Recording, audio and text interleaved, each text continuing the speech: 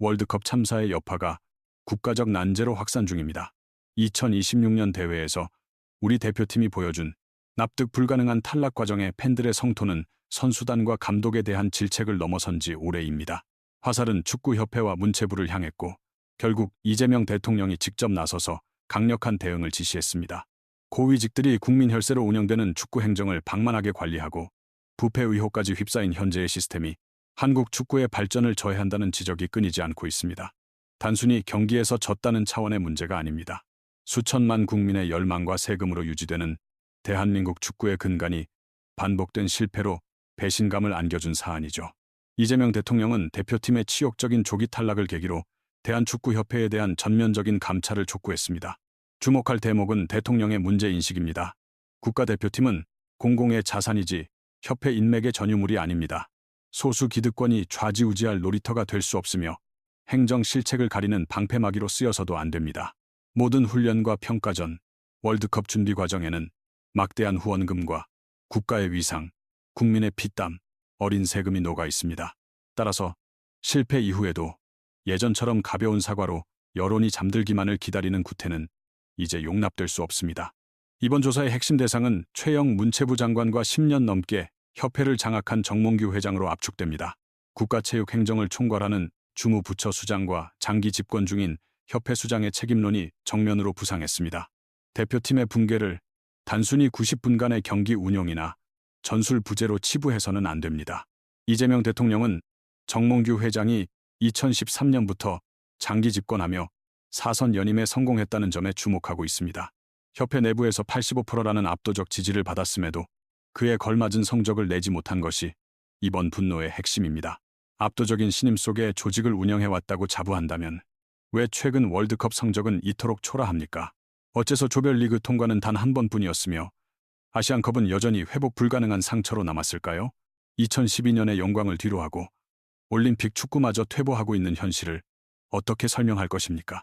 대통령이 원하는 것은 형식적인 보고서 제출이 아닙니다. 왜 특정 인물이 그토록 장기간 협회의 정점에 군림할 수 있었는지 그 불투명한 구조를 명확히 밝혀내겠다는 단호한 의지의 표현입니다. 스포츠 행정이 공적 책임을 다하지 않고 사적인 영향력에 머물렀던 과거와 완전히 결별하라는 경고입니다. 국민적 열망을 실망으로 바꾼 책임을 묻고 축구계의 고질적인 병폐를 뿌리 뽑겠다는 확고한 태도입니다.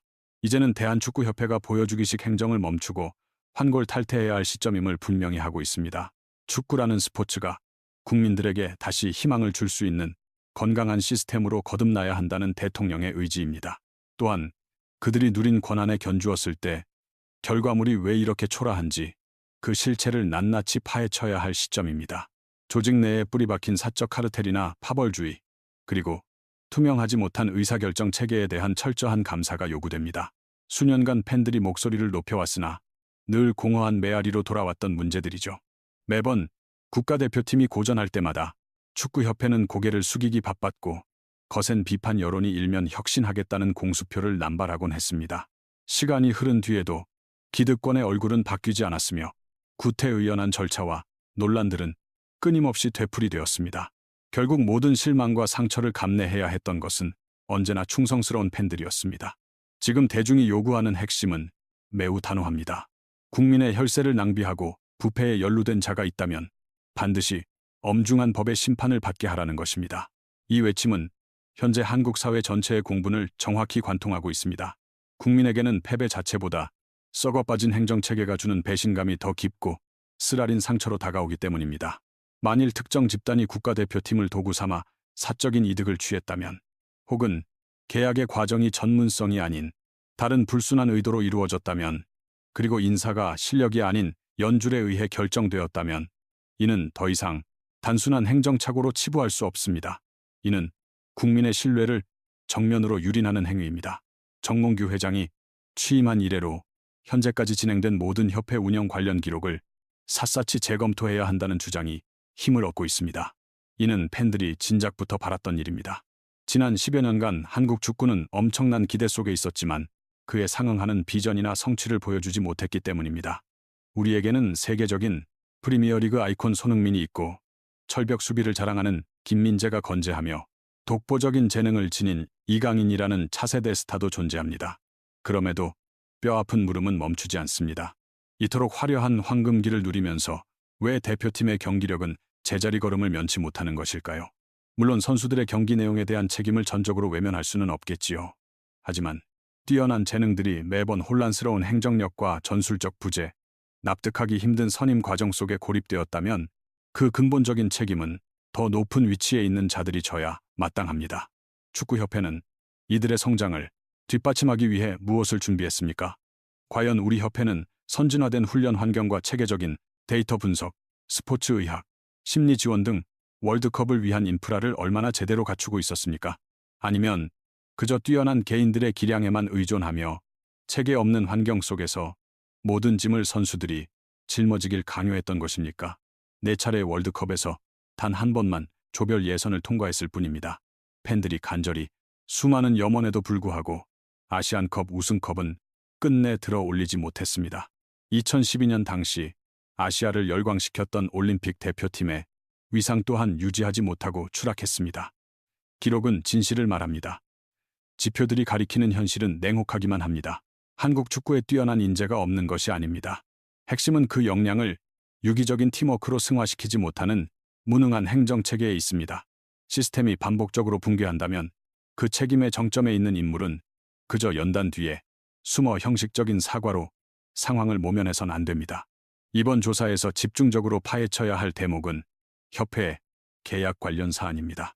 특히 홍명보 감독 선임 과정의 계약 내용이 거센 논란의 한복판에 있습니다. 언론을 통해 알려진 연봉은 대략 130만 달러 규모입니다. 대표팀이 거둔 초라한 성적을 고려하면 납득하기 어려운 고액 연봉임이 자명합니다. 이와 대조적으로 일본의 모리야스 하지메 감독은 약 90만 달러 정도의 급여를 받는 것으로 확인되는데 훨씬 합리적인 수치입니다. 다만 국민들을 진정으로 분노하게 만드는 것은 단순히 숫자의 차이가 아닙니다. 더욱 비통한 사실은 일본이 적은 예산으로도 탄탄한 팀 운용과 명확한 철학, 짜임새 있는 전술, 무엇보다 대중의 두터운 지지를 이끌어냈다는 점입니다. 대체 누가 이런 연봉 체계를 승인했습니까? 누가 홍명보 감독을 최상의 대안이라 판단했습니까? 감독을 결정할 당시 불거진 잡음에 대해 누가 책임을 질 것입니까? 또한 천문학적인 자금을 쏟아붓고도 기대 이하의 성과를 냈을 때 국민 앞에서 해명해야 할 책임자는 누구입니까? 제대로 된 축구협회라면 고액 계약을 마무리한 뒤 전문성이란 방패 뒤로 숨어버려선 안 됩니다. 국가대표와 얽힌 자금이라면 한 푼도 예외 없이 투명하게 공개되어야 합니다. 월드컵 성적이 국가 브랜드에 미치는 영향을 고려할 때 모든 인사 절차는 한 점 의혹이 없어야 합니다. 실패를 겪었을 때 국민의 비판을 잠시 지나가는 소란으로 치부해서는 안 됩니다. 감독 연봉은 물론 최근 10년간 축구협회가 맺은 각종 광고 및 후원 계약까지 샅샅이 뒤져 검증해야 한다는 여론이 비등합니다. 이는 엄청난 파괴력을 가진 사안입니다.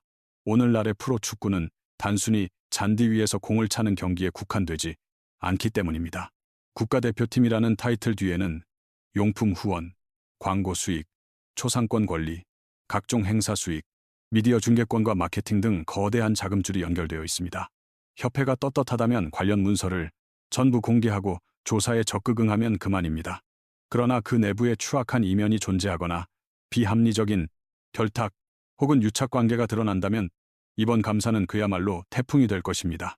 팬들은 마땅히 질문할 자격이 있습니다. 그 방대한 자금은 정확히 어디로 흘러갔습니까? 유소년 인재 발굴에는 얼마나 투자했습니까? 데이터 과학, 지도자 역량 강화, 스포츠 의학 인프라, 월드컵 준비를 위해 얼마나 사용했는지 말입니다. 투입된 예산은 어디에 쓰였습니까? 과연 우리 축구의 미래를 설계하는데 실제로 얼마만큼의 자금이 활용되었을까요? 낡은 카르텔 속에서 기득권들이 자신들의 이속을 챙기며 계약을 이어가는 동안 정작 대표팀의 경기력은 퇴보하고 말았습니다. 지금 터져나오는 국민적 공분은 갑작스러운 감정이 아닙니다. 수년간 채짜 터진 문제들이 마침내 표출된 것이죠. 팬들은 매번 대회가 실패로 돌아갈 때마다 형식적인 쇄신안을 듣는데 지쳐버렸습니다. 반성하겠다. 체질을 개선하겠다. 시스템을 전면 재검토하겠다는 식의 공허한 약속들을 우리는 수없이 들어왔습니다. 하지만 결국 2026년 월드컵이 다가와도 우리 팀은 또다시 익숙한 실패의 굴레를 벗어나지 못했습니다. 대회 시작 전엔 잡음이 일고 진행 중엔 불안감이 엄습하며 종료 후엔 붕괴와 사과가 반복되는 악순환입니다. 축구 강국을 꿈꾸는 나라에서 이런 퇴행적인 패턴이 계속된다는 건 매우 비극적인 일입니다. 더 가슴 아픈 것은 이 엉망인 시스템의 가장 큰 피해자가 바로 우리 선수들이라는 점입니다. 손흥민 혼자서 국가대표팀 전체의 짐을 질 수는 없습니다. 김민재 혼자서 조직력의 허점을 모두 막아낼 수는 없으며 이강인 혼자서 낙후된 전술 환경을 현대적으로 바꿀 수도 없습니다. 선수들이 그라운드에서 역량을 쏟아낼 수 있도록 보이지 않는 곳에서 뒷받침하는 전문적인 체계가 반드시 갖춰져야 합니다. 시스템이 허술하고 인사권이 친분 관계에 따라 휘둘리며 장기 비전이 서류상으로만 존재한다면 재능 있는 선수들은 낭비될 뿐입니다. 이번 대한축구협회를 향한 조사는 단순히 희생양 몇 명을 찾아내어 징계하는 수준에서 그쳐선 결코 안 됩니다. 홍명보 감독의 사퇴나 관계자들의 형식적인 사과 혹은 시간 끌기용 보고서 따위로 해결될 문제가 아닙니다. 그런 안일한 대처는 성난 국민들의 마음을 절대 돌릴 수 없을 것입니다. 책임 소재는 경기장 내 전술적 실책을 넘어 회의실의 잘못된 의사결정과 불투명한 선임 과정까지 거슬러 올라가야 합니다. 연봉 책정, 후원업체 계약, 그리고 협회장의 관리 감독 책임까지 하나하나 엄중히 따져 물어야 합니다. 진정한 혁신은 근본적인 권력 구조를 흔드는 것에서 시작됩니다. 외관만 고치는 겉핥기식 처방으로는 아무것도 변하지 않습니다. 정몽규 회장은 취임 이래 가장 거센 사퇴 압박과 비판에 직면해 있습니다. 10년이 넘는 장기 집권이 단순히 안정이라는 미명하에 정당화될 수는 없습니다. 스포츠에서의 안정은 발전을 전제로 할 때만 가치가 있죠. 만약 그 안정이 특정인의 권력을 지키고 이해관계를 유지하며 아무도 책임지지 않는 구태를 보존하는 도구라면 이야기가 다릅니다. 그것은 발전이 아닌 정체입니다. 대한민국 축구는 이미 그 정체로 인해 너무나 큰 비용을 지불해 왔습니다. 유인촌 장관 역시 이번 사태로부터 자유롭지 못합니다. 스포츠 행정을 총괄하는 수장으로서 책임을 피할 수 없습니다. 문화체육관광부가 지난 기간 동안 대한축구협회를 어떻게 감시하고 관리해 왔는지 명확히 밝혀야 할 것입니다. 선임 과정에서 잡음이 들릴 때 문체부는 과연 무엇을 했습니까? 팬들의 거센 반발이 있을 때 어떤 조치를 취했는지 답해야 합니다. 진정으로 현장의 목소리에 귀를 기울였습니까? 축구 행정의 이상 징후가 포착됐을 때 적절히 대처했나요? 만약 협회가 부패한 구조였다면 상급기관은 상황을 몰랐거나 외면했으니 결코 책임에서 자유로울 수 없습니다. 지금 핵심은 축구의 주권을 국민에게 되돌려주는 것입니다. 국가대표팀은 대한축구협회의 사유 재산이 아니기 때문입니다. 특정 임원이나 이해관계자 혹은 상업적 카르텔이 마음대로 좌지우지할 수 있는 대상이 결코 아닙니다. 대표팀은 대한민국 국민 모두의 자산입니다. 밤낮 없이 응원하고 티켓을 끊고 굿즈를 구매하며 세금을 납부하는 매 순간 뜨거운 성원을 보낸 팬들의 것입니다. 그 기대가 무너졌을 때 국민은 명확한 해명을 요구할 당연한 권리가 있습니다. 회피나 은폐 혹은 모호한 변명은 필요 없습니다. 2026 월드컵은 우리에게 뼈아픈 상흔을 남긴 채 막을 내렸죠. 하지만 이 실패를 계기로 병든 축구계의 환부를 도려낼 수 있다면 이것은 진정한 혁신의 시발점이 될 수 있습니다. 반대로 이번 조사가 단순히 민심을 달래기 위한 요식 행위에 불과하다면 책임져야 할 인사들이 또다시 위기를 모면하려 든다면 특정 세력이 어둠 속에서 건재한다면 이번의 참사는 결코 끝이 아닐 것입니다. 그것은 더 참혹한 미래를 예고하는 경고등일 뿐입니다. 구호만 외친다고 축구가 발전하지는 않습니다. 대회가 끝난 뒤에 공허한 연설만으론 팀이 강해질 리 없죠. 몇 마디 사과로 국민의 신뢰를 되찾는 것도 불가능합니다. 이제는 협회가 모든 자료를 투명하게 공개해야 합니다. 결정의 배경을 밝히고 날카로운 질문에 답하십시오. 침묵으로 위기를 돌파하던 시대는 이미 지났습니다. 문제가 드러나면 반드시 정리해야 합니다. 사적인 이익 집단을 척결해야만 합니다. 축구 발전을 가로막고 자신의 기득권만 챙기려 한다면 그들은 당연히 시스템 밖으로 퇴출당해야 마땅합니다. 월드컵 탈락은 아쉽지만 진짜 중요한 승부는 이제 시작입니다. 불투명한 행정과 파벌주의, 책임 전가의 악습, 국민의 믿음을 저버린 낙후된 시스템을 바꾸기 위한 더 큰 전쟁이 시작된 것입니다.